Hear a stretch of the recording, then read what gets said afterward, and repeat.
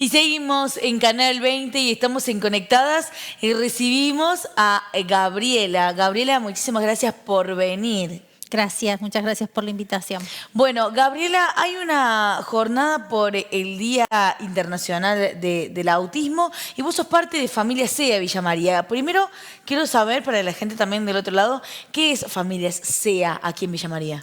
Familia C es una agrupación de padres, ¿sí? Que tenemos hijos e hijas y hay también adultos que están diagnosticados dentro del espectro autista.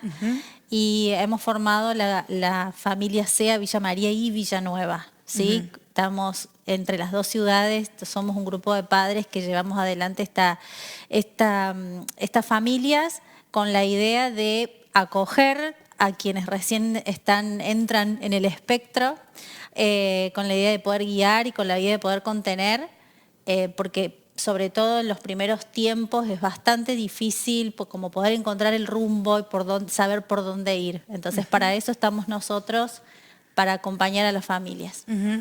Gabriela, ¿por qué crees que las personas que tienen algún familiar, hijo, hija, adulto, que está dentro del espectro autista necesitan este tipo de apoyo? Porque recién decías niños o niñas o adultos. ¿El espectro autista se puede desarrollar en la adultez? El espectro autista está desde el útero. Ajá. Son diagnosticados de adultos, que es diferente, digamos. Durante toda su vida pueden transcurrir sin los apoyos necesarios y pasarla bastante mal. Y de grandes, cuando ya toman sus propias decisiones, cuando ya tienen como otro o quieren saber qué es lo que pasa, quiénes son, por qué se sienten de esa manera, bueno, van buscando un diagnóstico y llegan a la conclusión o llegan al diagnóstico de que son autistas. Y por eso hay muchos adultos, mujeres sobre todo, diagnosticadas de adultas, porque las mujeres tienen como una característica particular que es el enmascaramiento, que se llama, enmascaramiento social. Entonces como que pasan como uno más, con actitudes y con formas de dirigirse hacia los demás, como un normotipo, como el neurotípico, como se le dice, y por dentro lo sufren, lo padecen, realmente es como un esfuerzo y un estrés muy grande que tienen que hacer, un esfuerzo muy grande el que tienen que hacer como para poder encajar en ciertas situaciones. Y bueno, después de grande empiezan a tomar conciencia de su propio ser y empiezan a buscar ese diagnóstico y bueno, llegan a ser diagnosticados de adultos. ¿Y por qué crees, Gabriela, que es la mayoría de mujeres? ¿Cuál es la diferencia con los hombres? Como que las mujeres tenemos la capacidad de enmascarar otras cosas, sí, claro. de no demostrar, de quedarme callada, me siento mal, no me siento cómoda en esto, pero me quedo callada. Sobre todo lo social, y es justamente al revés. Por ejemplo, hay una característica que no se dan todos los autistas, pero en la gran mayoría, que es que por ahí no comprenden los chistes o las ironías. Entonces, como ven que las mujeres sobre todo hacen esas cosas, que cuando ven cuando el resto se ríen, entonces ellas también se ríen. Claro. ¿Sí? Entonces, todo ese tipo de situaciones que se van aprendiendo, ¿sí? A saber cómo comportarse o a saber cómo sortear distintas alternativas. También, bueno, eso hacen más las mujeres que los hombres, por eso se llama masking social, que es un enmascaramiento social, que es justamente al revés de lo que decís vos, de que se quedan calladas, esos son más los hombres. Esos son los malos hombres. Estoy tratando de entender el por qué cuando uno es adulto empieza a darse cuenta de que hay algo que no está resuelto y tengo que ir a consultar. Porque toda su vida pasaron por la adolescencia, sobre todo por la adolescencia, sufriendo muchas cuestiones dentro de los colegios, como por ejemplo el bullying, porque es más frecuente en las personas con autismo que en las que no tienen autismo, es más frecuente el bullying. Y es como que vos te das cuenta que no encajás, o sea que tu grupo de amigos es el grupo social, pero no hacen un vínculo fuerte de amistad o simplemente no quieren estar ahí, los aturden, los aburren, las cuestiones más bien sociales prefieren estar más solitarios, ¿no? Hacer actividades pero solos para sí mismos.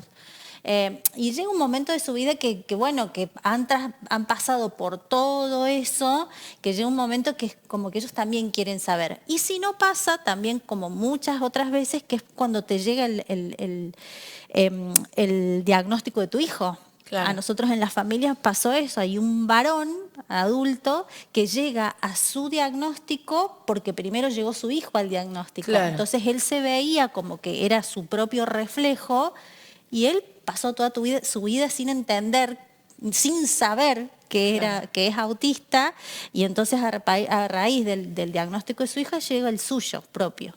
Ujú. ¿Y qué sucede con esto? Que no sé si es un mito o no, Gabriela, vos me tendrás que corregir. De que todos las personas que padecen el espectro autista son diferentes. Porque hay algunas personas que tienen reacciones que otras personas no las tienen. ¿Y por qué los autistas son diferentes entre sí? Además de que son diferentes personas, pero ¿hay como un cierto grado o no? A ver, vos tenés en el autismo algo que es fundamental, que es lo que se llama el procesamiento sensorial. Cómo Ajá. procesan sensorialmente todos los estímulos que provienen del entorno, ¿no? Entonces vos tenés algunos que son hipersensoriales, como se lo llaman, que son los que ves que se tapan los oídos.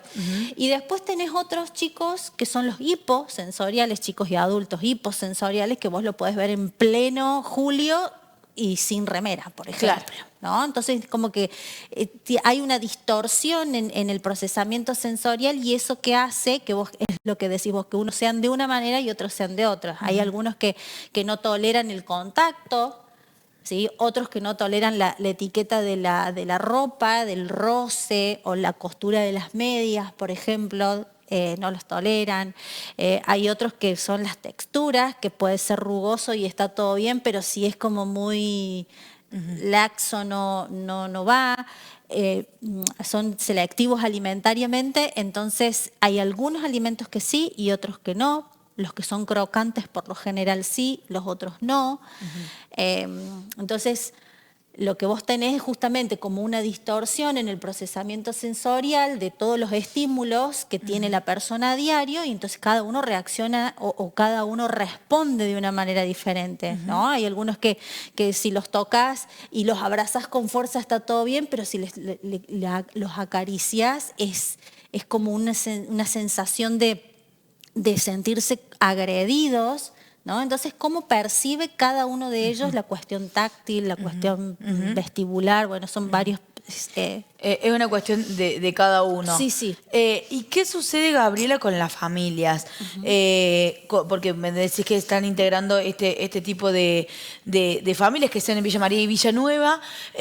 ¿Cómo es para unos padres que les llega el diagnóstico de su hijo? ¿Cómo deben reaccionar? A ver, si yo te digo cómo deben reaccionar, cuál sería el mundo ideal, Sí. es mañana mismo busco terapias. Claro. ¿Sí? Los apoyos, más que las terapias, los apoyos necesarios.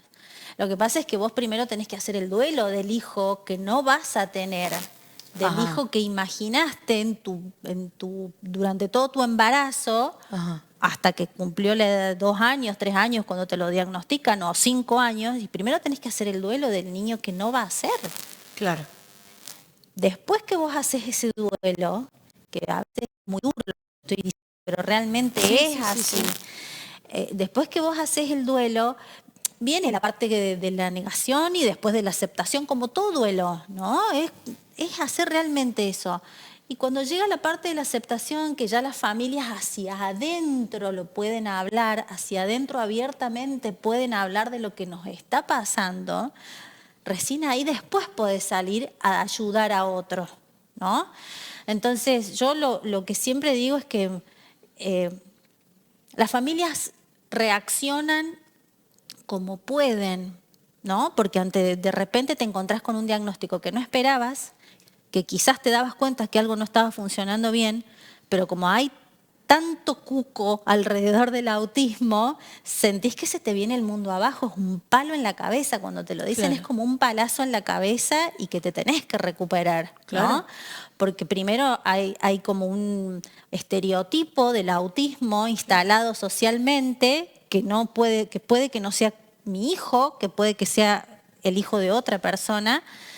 Y nos vamos moviendo en todo eso. Después empezás a estudiar y después empezás a interiorizarte más de lo que es el autismo y cómo se manifiesta en tu hijo. Porque yo te puedo hablar del autismo de mi hijo, Claro. ¿sí? El autismo en relación a mi hijo. Por supuesto que conozco cómo es en otros niños, pero al no vivirlo, yo no te puedo decir tal cosa, ¿no? Yo te puedo hablar del autismo de mi hijo. Claro. Que eso es lo que nosotros tratamos de hacer. Cuando brindamos información, no vamos a detalles, ¿sí? Porque el detalle te lo va a dar tu hijo a medida que crezca. Claro. ¿Sí? Claro, lo que vos me decías recién de no tolerar el borde de las medias, el tema de si le parece bien que yo lo abrazo, si le parece bien que yo lo acaricio, yo lo voy a aprender con el tiempo. Vos no me lo podés decir a mí. Exactamente. Vos lo aprendés con tu hijo enseñándote. Claro. Hay en España hay como muchas asociaciones muy activistas de lo que es el autismo, acá en Argentina también, pero en España hay una en particular que donde a mí me encantó una frase que decía que el autismo no es lo que has visto ni lo que has leído. El autismo es lo que cada persona te viene a enseñar, básicamente. Entonces vos vas a vivirlo cómo se manifiesta en tu casa, que no va a ser lo mismo que otra persona que tenga un hijo o una hija con autismo, ¿no? Entonces, eso es lo importante y lo diferente. Y por eso siempre decimos que se manifiesta de forma diferente. Primero porque son personas diferentes. Claro, por supuesto. Y después porque según el procesamiento sensorial, la afectación del procesamiento sensorial es cómo van a responder unos y otros. Y desde tu experiencia, además de que fue un aprendizaje y demás, desde tu experiencia y desde la experiencia de las demás familias son las que brindan a las familias nuevas, por así decirlo, son charlas, consejos y demás. ¿Cómo fue también tu experiencia? Mira, nosotros lo que más a lo que más nos dedicamos es a guiar a las familias en lo administrativo que tiene que ver con las obras sociales. Claro. ¿Por qué?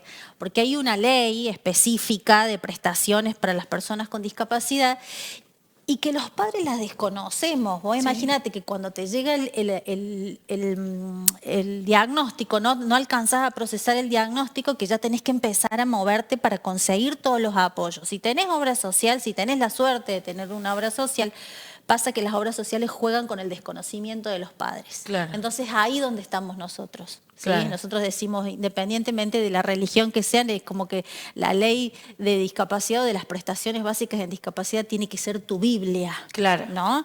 Y lamentablemente los padres nos convertimos en eso, como en pequeños expertos dentro de lo que nos pasa, porque ya tenemos que lidiar con todo lo que nos pasa emocionalmente en nuestra casa, como también y tener que lidiar en el sistema de salud, en el sistema de educación, Sí. ¿no? Entonces te vas convirtiendo como en una especie de experto y encontrarle, saberle al pie de la letra todo lo que dice la ley o las leyes para que no te pasen por encima y que se dejen de vulnerar los derechos de nuestros hijos, ¿no? Claro. Entonces a eso es lo que van ustedes. exactamente. En eso nos hemos convertido las familias, básicamente, en ser como apoyos y como guías. Y bueno, y en esto de brindar en el mes de autismo charlas informativas, porque esto no de ninguna manera forma a alguien en autismo, sino que lo informa, lo aproxima. Claro, claro. Y eso, bueno, es a lo que nos dedicamos, porque cada uno tiene su trabajo, cada uno tiene su realidad, ¿no? Entonces lo hacemos con toda la pasión y el amor del mundo, pero con los propios límites que tenemos también. Una última pregunta antes de hablar sobre la jornada en especial, sobre este día en especial.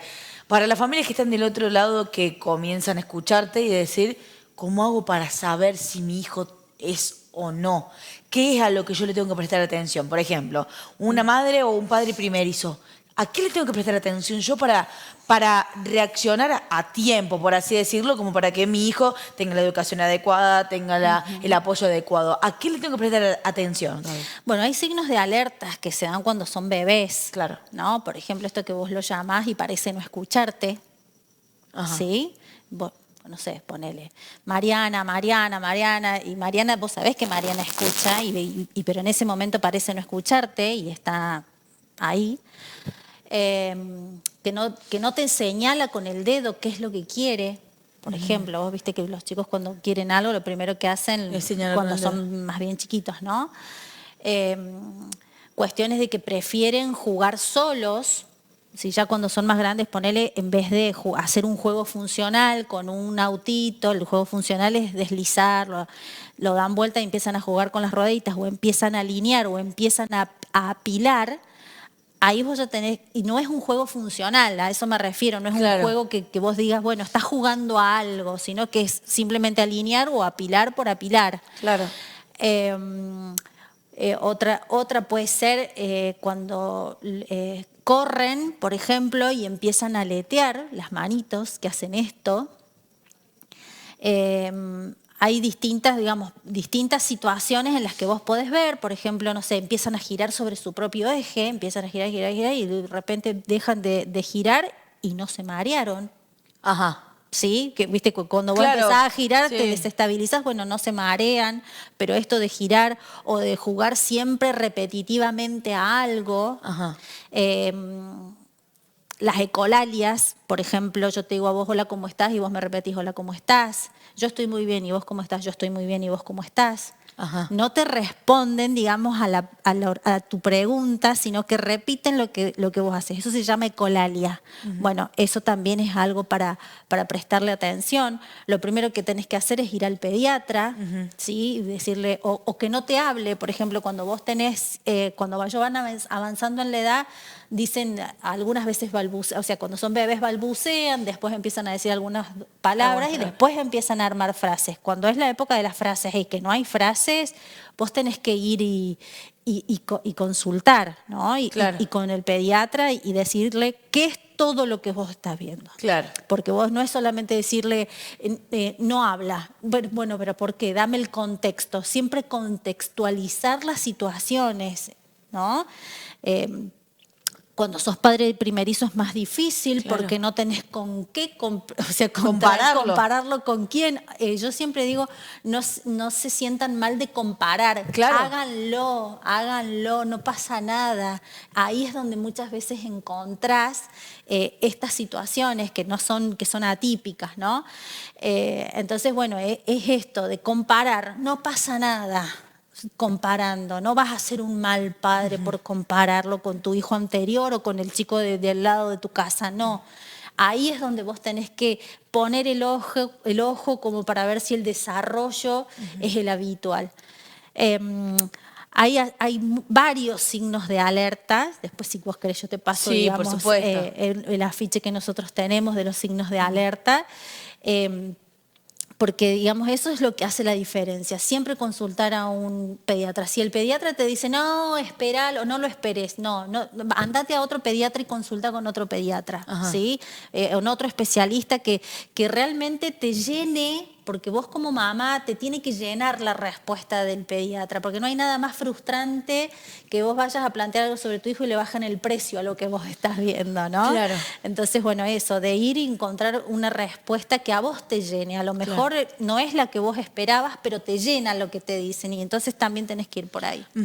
Bueno, Gabriela, se viene este día. ¿Cómo podemos las personas participar de esta jornada? Cualquier persona puede participar. Contanos un poquito sobre específicamente el día. Sí, este sábado vamos a estar en la Medioteca. Convocamos a las 16 para empezar puntualmente 16:30 horas. Y estas jornadas tienen que ver con esto que te decía recién, con informar, con hacer una aproximación. Y puntualmente esta jornada, todos están invitados. La entrada es libre y es gratuita para todos, ¿sí? Familias, curiosos, profesionales, todos están invitados porque lo hacemos con ese fin, ¿no? De poder visibilizar, de poder normalizar situaciones que ya están, porque el último informe es que de 1 cada 36 hay un autista en 1 cada 36 personas, entonces hay que empezar a prestarle un poco de atención y empezar a darle la relevancia que tiene, porque en un aula superpoblada la probabilidad de que tengas un chico autista es muy alta, ¿no? Entonces, las jornadas tienen que ver con eso, con visibilizar, con llevar adelante información, con acercar a la comunidad lo que es el autismo, primero para que estén informadas, segundo para que no tengan miedo y tercero para que no huyan. Claro. ¿Sí? Entonces, esta particularmente tiene que ver con el tema de la educación física. Ya dimos una la semana pasada, el sábado pasado, ahora damos la última. Van a haber voces autistas, que es lo que a nosotros nos interesa, que los escuchen a ellos, porque como yo siempre digo, yo soy la madre de un chico autista y yo voy a levantar la voz hasta que él tenga su propia voz y tenga ganas de decir su parte, Claro. ¿no? Pero tampoco puedo, digamos, quedarme callada ni quedarme esperando a ese momento, porque si no se le pasa la vida y yo no hice nada por él, ¿no? Bueno, eso es lo que nos pasa a los padres. Entonces, hasta que ellos tengan su propia voz, somos nosotros los que llevamos adelante esto, con errores, con no saber muchas cosas porque no estamos en su piel y no sabemos a ciencia cierta qué es lo que están sintiendo, pero sí siempre con la buena intención de llevar adelante todo este tipo de información. Van a estar las voces autistas, van a estar una mujer y un varón para que vean cuál es la diferencia. Y va a haber un chico, un nene de 10 años que también quiso dar su testimonio. Y después vamos a hablar de las adolescencias, ¿no? Que las adolescencias de por sí son un momento así complejo. Bueno, en el autismo es como que se revoluciona un poco más porque es cuando se empiezan a reconocerse diferentes, ¿no? Claro. Entonces, bueno, con todo lo que eso implica. Así que bueno, los esperamos, por supuesto, se pueden inscribir. Hay un formulario de inscripción porque como hay un break y tenemos refrigerio y demás para poder calcular la cantidad de bebidas y de comida para llevar, hay un formulario que a través del Instagram @familiassea se pueden inscribir, me mandan un mensaje, yo les respondo y para que se puedan inscribir a través del formulario. Entonces en Instagram Familias Sea y ahí escriben ahí, entonces el formulario lo pueden llenar para poder participar este sábado en la Medioteca, ¿verdad? Exacto, sí, en la Medioteca. Muchísimas gracias, Gabriela. Gracias, Avi. Muchas gracias. Muchas gracias y seguí en Canal 20.